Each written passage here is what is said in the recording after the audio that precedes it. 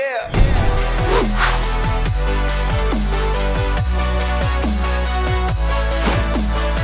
Welcome back to the Gridiron Expert, taking a look at our final bowl prediction until the national championship game, and it's the Outback Bowl between Ole Miss and number 11, Indiana. And guys, let me tell you, this is going to be a fun game. This is going to be so much fun. Ole Miss's offense, one of the best in the SEC, going up against Indiana's defense, one of the best in the Big Ten, and I'd put it up there as one of the best in the country. So this is going to be fun. It's going to be interesting to see which one gives. Does Ole Miss continue their amazing success on offense under year one under Lane Kiffin, or does Indiana's defense hold strong and cap off one of the best seasons in program history with a bowl win? So, of course, we're here to break down the offense, the defense, the keys to the game, and who we have winning this Outback Bowl. But before we do that, I want to touch on Ole Miss and Indiana briefly, kind of their season in review. Ole Miss, they're 4-5 right now. They're 4-5 entering this game, so they can have a chance to finish at 500 in year one under Lane Kiffin. I would say that's not too bad, considering they were 1-4 just a few weeks ago. The Rebels winning 3 of their last 4 games, and keep in mind, it's been an all-SEC slate for the Rebels. Indiana, like we mentioned, they're in the midst of one of the best seasons in program history, and they feel slighted. They feel slighted. They feel that they should be in a New Year's Six bowl game right now, and I don't know if I entirely disagree with them. The Hoosiers are 6-1. Their only loss was by 7 on the road against Ohio State. I feel like maybe Indiana should have been in a New Year's Six bowl game. So they've got a lot of motivation coming into this one. A lot of motivation to take down a solid SEC squad in the Outback Bowl.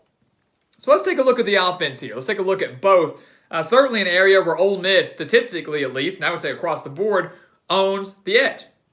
You look at it. Ole Miss is averaging 40.7 points per game. The Rebels are averaging 562.4 yards per game. And the key for them all year, as you would expect under Lane Kiffin, has been the passing game. The Rebels are averaging 344.8 passing yards per game, led by Matt Corral, one of the most improved players in the SEC this season. He's thrown for nearly 3,000 yards, 27 touchdowns, but 14 interceptions. That's the concerning number for me, guys. 14 interceptions. Doesn't sound like a whole lot, but it is. And Corral, he's had moments of brilliance, and then he's had moments where he's looked like one of the worst quarterbacks in the country. 6 interceptions in one game against Arkansas. 5 interceptions in the season finale against LSU, a 5-point loss for the Rebels. 2 interceptions against Auburn. So yes, right there, 3 games, that's 13 interceptions. Out of the rest of the games, he's only thrown 1. But he cannot afford in a bowl game against a very good Indiana defense to have a multiple interception type day. So it's going to be a question of which Matt Corral shows up. Great, you can throw for 400 yards. But if you throw for 6 interceptions, it doesn't really matter. So we got to get a good performance out of him. And the problem for Matt Corral in this game is that he's going to be without 2 of his top pass catchers. He's without his leading wide receiver, Elijah Moore, who has over 1,100 reception yards and 8 reception touchdowns this year. And he'll be without his second leading pass catcher, tight end Kenny Yeboah, who has 524 yards and 6 touchdowns this season. So you're missing your top 2 pass catchers in the season finale. You've had trouble with ball security. It's going to be interesting to see what Lane Kiffin does to create space for his new pass catchers, guys that certainly have not been the leaders of this team, and allow for easy pitch and catches for Matt Corral to try to get some ball movement and get in the end zone against a stingy Indiana defense. You look at the Hoosiers. It's a shame, really, that Michael Penix will not be playing in this game. And I know we've been saying that for the past few weeks now. Penix, a major reason why the Hoosiers are 6-1, a major reason why they almost beat Ohio State and Columbus. He was injured in that game against Maryland, which means Jack Tuttle will be leading the Hoosiers in this game against the Rebels. And Tuttle, look, we haven't seen much out of him. He started 1 game this year, and it was a big one, a road game at Wisconsin, a game where he threw for 130 yards and 2 touchdowns, a 14-6 victory over the Badgers. So he accounted for the only 2 touchdowns in that game and led the Hoosiers to a win. You look at the numbers for Indiana, they're averaging 30.1 points per game, 258 passing yards per game. And let me tell you, if they can hit that mark in this game, that would be fantastic. They're only averaging 100.1 rushing yards per game. We'll touch on that in a little bit. But the rushing numbers is the major concern in this one. Indiana, for the most part, has been very one-dimensional. They certainly cannot afford to do that in this Outback Bowl. But with a solid core of wide receivers, guys, with a solid core like Ty Freifogel, Watt Fillier, and tight end Peyton Hendershot, Tuttle has so many weapons at his disposal. Guys that did not opt out for this bowl game, unlike Elijah Moore and Kenny Yeboah, which means that Tuttle, with almost a month to prepare for this Outback Bowl, is going to have time to really build more chemistry with his pass catchers, build more chemistry with his wide receivers, and maybe exploit a very weak, a very vulnerable Ole Miss defense. Because, guys, let me look. It's a funny thing with Ole Miss. You look at their offensive numbers, they're fantastic. Their defensive numbers are almost identical. And as we all know, you do not want your defensive numbers to look like your offensive numbers. You don't want that to happen unless your offense is just terrible. Ole Miss is allowing 40.3 points per game. They're averaging 40.7 on offense, but they're allowing 40.3 on defense. They're allowing 535.7 yards per game. They're averaging 562.4 on offense. So this Ole Miss defense has been abysmal, guys. It's been non-existent. And you look at the numbers here, both passing and rushing. The passing defense is super vulnerable. But the number that I'm looking at the most here, is the running defense. Forget the passing game. You're not facing one of the top quarterbacks in the country right now. If they were facing Michael Penix, be a different story. Jack Tuttle can still exploit it. But the running defense, where the Rebels are allowing 211.2 rushing yards per game, that's a key in this game. We'll touch more on it later. Indiana's barely averaging 100 rushing yards per game. Is this the game where the Hoosiers' running offense, led by Stevie Scott, is this the game where it finally comes to life? Stevie Scott only has 462 yards on the year. Is this the game where he breaks out and rushes for over 100, 150, dare I say 200? That's going to be a key in this game. Ole Miss has also only held two opponents to under 30 points. Those two opponents, Vanderbilt and Mississippi State. Wouldn't say that's the most impressive stat in the world. So Indiana has the offensive capability and is facing a defense that will allow that opportunity to put up a bunch of yards, a bunch of points, and that's very, very encouraging considering you're playing this game with Jack Tuttle, a guy who's only going to be making his second start. You look at Indiana and their defense. That's the strength of this team. I would say that, yes, back, against Ohio State, against Penn State, over the first part of the season, the offense did their part, no doubt about it. But Indiana, I don't think would be 6-1 right now if it were not for their defense. The Hoosiers are allowing 19.4 points per game. They're allowing 226 passing yards per game, well under that average for Ole Miss. They're allowing 135.7 rushing yards per game. And the biggest number that has been so impressive for me from Indiana is the fact they have forced 20 turnovers this year. So 7 games, they forced 20 turnovers. 17 of those 20 are interceptions. They have forced 17 interceptions this year. That's not good news if you're Matt Corral. And they are led by Jamar Johnson, who leads the team with 4 interceptions this year. This Indiana defense plays like none other.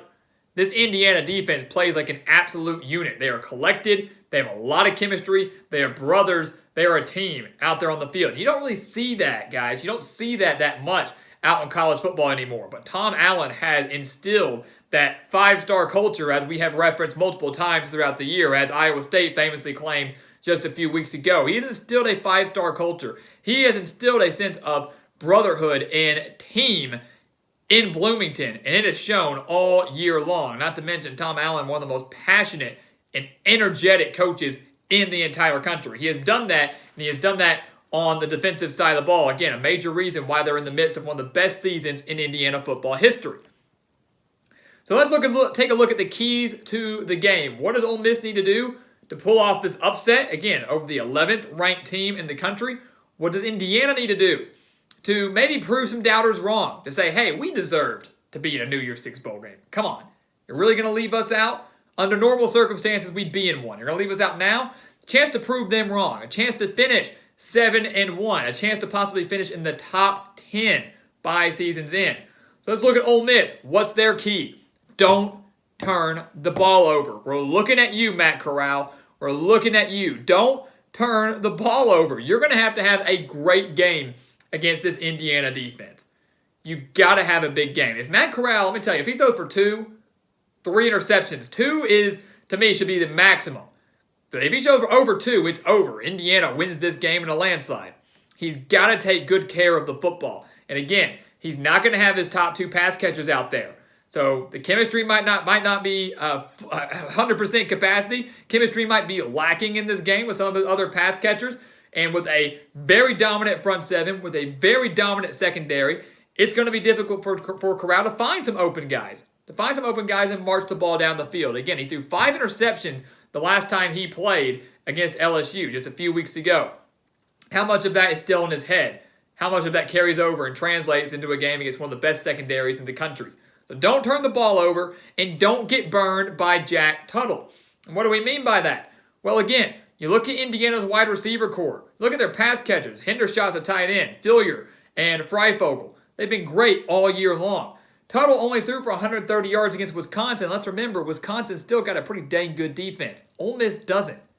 The Rebels are allowing 324.4 passing yards per game.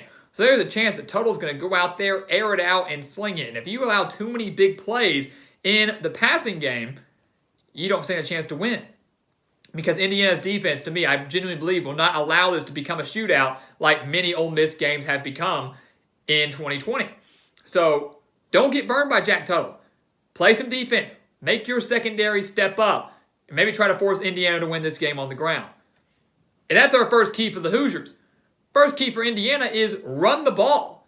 Run the football. Take a little bit of pressure off of Jack Tuttle. Yeah, he could be in for a big game. Again, the Ole Miss defense is vulnerable. But why not try your luck on the ground first?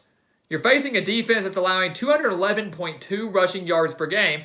Your offense, your rushing offense, has sputtered all year long, only rushing for a little over 100 per game. So why not just hand it off to Stevie Scott? Try it, see if it works. If it doesn't, all right, regroup. We'll start throwing the ball some more. But I got a feeling you're going to find the most rushing success you've seen all year long in this Outback Bowl against the Rebels. And in doing so, you will set up the pass for Jack Tuttle, and you will take a lot of weight, a lot of pressure off his shoulders in a big, big game. So run the ball first. And the second thing for Indiana, their defense, is don't allow the big plays. Matt Corral, Lane Kiffin, this offense, they love the home run ball. They love to take shots deep. And again, they're going to be without their 2 pass catchers. That could change their strategy a little bit. But don't allow big plays. Don't allow chunk yardage plays to this Ole Miss offense. You've got to keep the players in front of you. You've got to make those open field tackles. Just don't get beat deep. Matt Corral has a great deep ball. It's drastically improved this year under Lane Kiffin. Again, one of the most improved players in the SEC. You prevent that home run ball, if you make Ole Miss slowly but surely march down the field, you've got a good chance of winning this game. So remember, run the ball, take a little pressure off of Jack Tuttle, and don't get beat deep. Don't allow the big plays to the Rebels. So what's going to happen in the Outback Bowl, guys? I love this matchup. I really, really do. I know Indiana fans, I know you're frustrated. You wish you were in a New Year's Six bowl game, and I feel you. I genuinely do, because you've been one of the best teams in college football this year. You've been one of the most pleasant surprises in college football this year.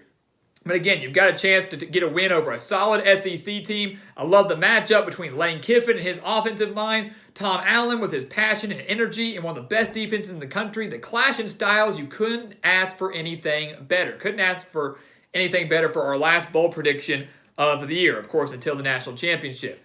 But in this Outback Bowl, guys, I think Indiana wins it. And I don't think there's any question about it. I know look, the way I like to look at this is Indiana was a few plays away, guys, and a few key mistakes from being undefeated and possibly in the college football playoff. If they beat Ohio State, they're in the Big Ten Championship. I think they beat Northwestern, and they are possibly playing Clemson. They're a few plays away from that. Yes, they allowed a handful of big plays to Ohio State in that loss in Columbus. But do I think that Ole Miss and their offense is better than Ohio State's? Do I think Matt Corral is better than Justin Fields? I don't. And Indiana forced a handful of turnovers against that Buckeyes team. Well, they forced 3 interceptions off of Justin Fields. They can do that to Matt Corral, a guy who at times has been a turnover machine. And I know I might be comparing apples to oranges here. I know that was in the past. This is now. Forget about it. Indiana's defense has shown up for every single game this year. The Outback Bowl will be no exception. Tom Allen will have his team ready to go. The Hoosiers feel disrespected. They're going to go out there looking to make a statement, and I think the Hoosiers win this game by at least 10 points. I think the Hoosiers win this game by at least 10 points, making a statement to the country, shutting down Lane Kiffin's offense, and finishing the year at 7-1, and they should finish in the top 10 by season's end. Again, capping off what has been one of the best seasons in Hoosiers football history. So guys, thank you so much for watching us here at the Gridiron Expert. Make sure to continue to like, comment, subscribe, share our videos. Check out everything down in the description below too. We've got brand new GE merchandise. Great way to support our channel. Make sure to go give it a look. Check out our BetNow promo code and offers. Check out our website, thegridironexpert.com, for exclusive content over there. Everything down in the description is for you guys to benefit you, the diehard college football fans. So make sure to go give it a look. And once again, guys, as always, thank you so much for watching. Happy New Year once again, and we will see you next time right here on the Gridiron Expert.